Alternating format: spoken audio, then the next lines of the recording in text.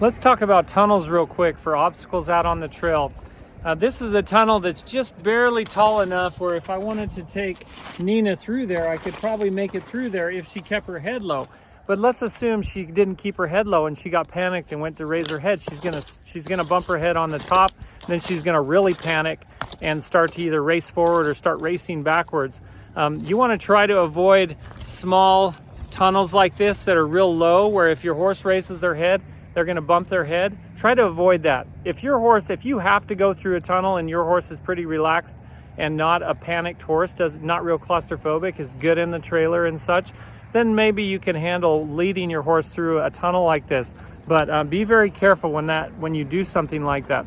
Another thing to consider is most of the time when I go through the tunnel for the first time with a horse, I want to make sure that the flooring is safe, is relatively safe.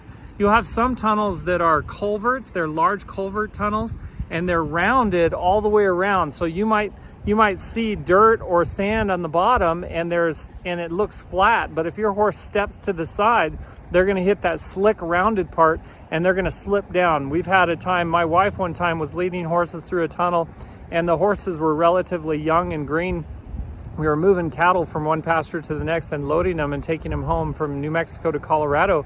And as we were moving cattle through there, we got one cow that jumped the fence and got up on the highway. And so I had my wife take two horses through, and as she was leading them through, they stepped to the side and started to slip down, and she got in a big wreck there. They fell down, she fell down in the middle of them, and they were stomping everywhere and stomped her a little bit.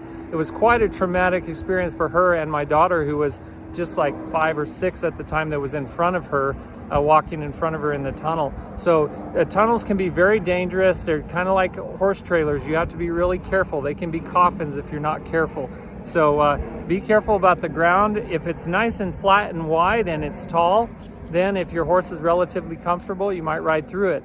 But for the first time, you might want to consider getting off and walking them through it to make sure that they're not going to panic inside that tunnel.